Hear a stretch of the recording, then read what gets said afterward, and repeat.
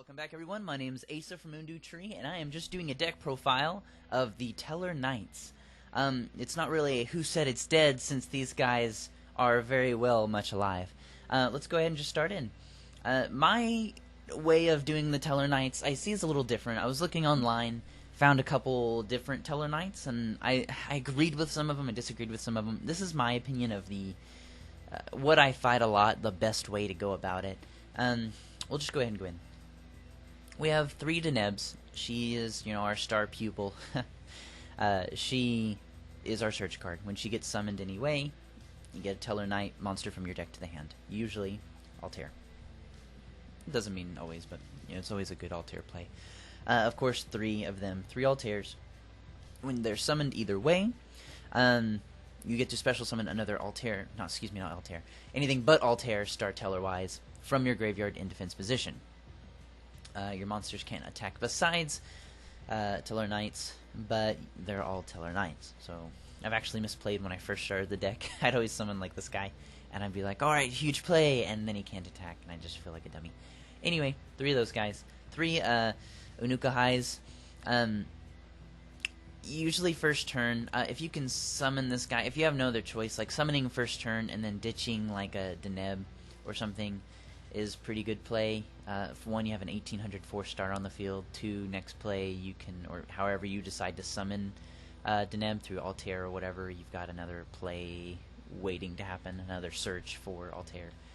So 3 of those, 3 of each. That's pretty much it besides our pendulums, which we have 3 Zerfathubin, I don't know, this guy.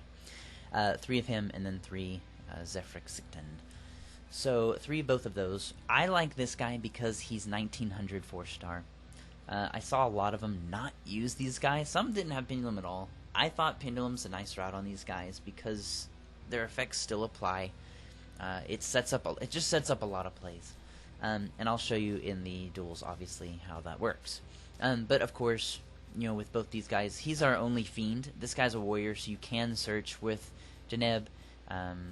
In this card over here that I'll talk with, you can get them both. It just sets up the scale and sets you up some plays. 3 Rhoda, because once they give you Rhoda, you use it, and then once, they'll take it away again. But right now we have 3, so use 3, because that means you have 3 more of these guys, 3 more of these guys, 3 more of these guys, everything.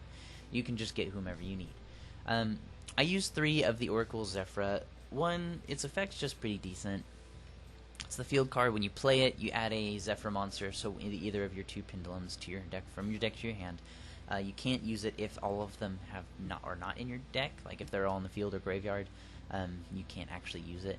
But its following effects, I only use it for the Exceed, which is draw a card, discard a card, which again, first turn you get that guy, and like Altair, you can set up to summon like some Exceed guy. Your staple 3 spell, the Raigeki, Book of Moon, Soul Charge. Soul Charge is pretty obvious. These guys obviously are the obviously obvious, but this guy, you always, well, what's the play you use? Well, it's for your Exceeds down south. I like to use 2 Swords of Concealing Light. I've used it a lot since I put it in there. I tested it out, and the deal with it and some of the other cards like Call of the Haunted and Fiendish Chain, they're all continuous. Obviously this one sits for 2 turns, but the deal is, and we'll get to him in a minute, but Trevor, whatever you want to call him, he works really well with these cards, these 3 in particular, because when he summons on the field, every other card on the field is put to their owner's hand, so you can reuse these guys like crazy, and it's just so good. 2 breakthrough skills, because you find a lot of Abyss, you find a lot of Necros, obviously, so just, it's protection. It's protection to get anything, I guess, but those 2 in particular. I use 2 Stellar Nova Alphas. It's just a good card. When a spell trap or monster effect is activated, target one of your Satellerknights, send it to the graveyard, negate the activation of the card you are chaining to, and destroy it. After that, you draw a card. So not only do you negate that crazy card that's going to change, a Raigeki or something, that would kill your monster anyway, so you get rid of one of your monsters instead of potential many. It's a counter trap, so not a lot of it can actually counter it, and you get the +1 at the end. So it's just good. A lot of people use 3. I think it clogs it a little bit, but I also think that people expect 3. So I'm gonna put 2 in there, and it's actually worked really well because a lot of people are, they MST a little more crazy because they want it to go away, which is okay with me. I'll put 2 down, and I'd rather them get rid of something like a breakthrough skill, thinking it's this, and me still be able to use it. The next 2 are 2 continuous traps, Call of the Haunted and Fiendish Chain, both obvious. Call of the Haunted, when you use it, well, first of all, you get a lot of monsters back, 3 more with all 3. But if you get like an Altair summoned, you can call the Haunted Altair, which lets you summon him, or use his effect to special summon another. If you choose Deneb, then you get a card from your deck to your hand. So it's just a lot of control in your deck. Between the 3 like normal summons, the plenty of special summons you're going to do, and the searches that we have, you're going to be using Deneb a lot. Fiendish Chain is just good. Not only does it stop your opponent's attacks and negate the effects, but with my favorite of the deck, the ace monster to me, Triver, you can just keep using Fiendish Chain over and over. 2 Mirror Force, because I just like it better than 1. I honestly loved when they put it to 3, and everyone was like, I mean, it's cool, but whatever, because all these new stuff. I'm just like, well, it's really good, so I'm going to keep 2. Ring of Destruction, because it's almost as good as it used to be, and bringing it back to use it again is just fun. Not only that, it can stop like their ace or something. It's just a good trap card. You know. And then Vanity's Emptiness. I play around with using this and not using this.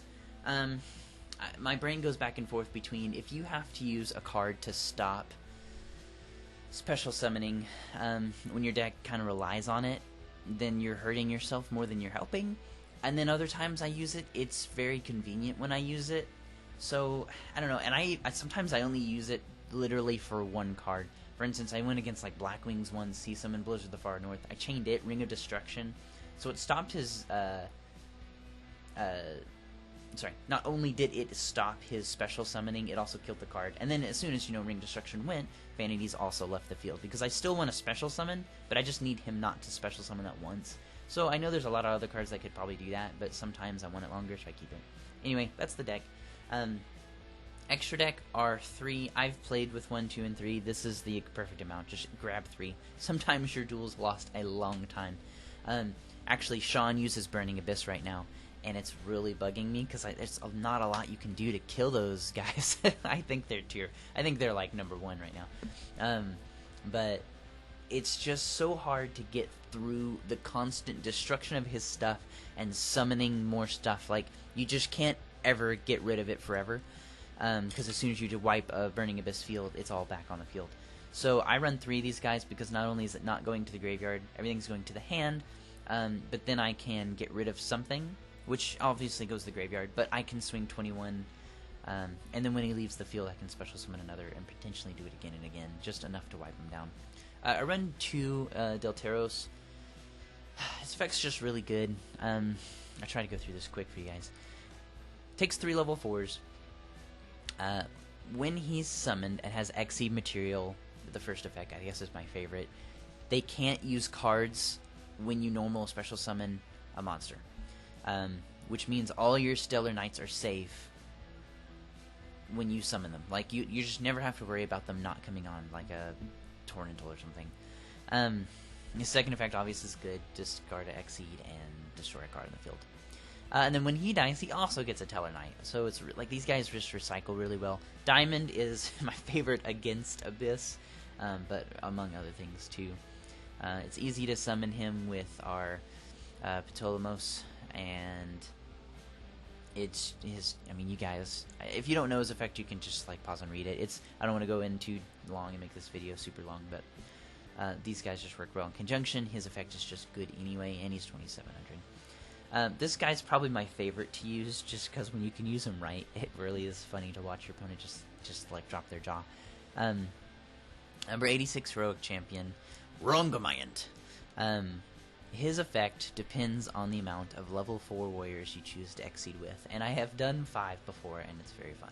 Okay, so with 1, can't be destroyed by battle. 2, he gains 1500, becoming a 3000, 3000. That's already good. 3, he's unaffected by other cards. That's generally what I'll have to do sometimes, is use 3, just so he's good. 4, your opponent cannot normal or special summon, period. And 5, once per turn you can destroy all cards your opponent controls. I have done 5 successfully quite a few times in it. So you wipe them and then hit for 3,000 and use your other cards to potentially just win.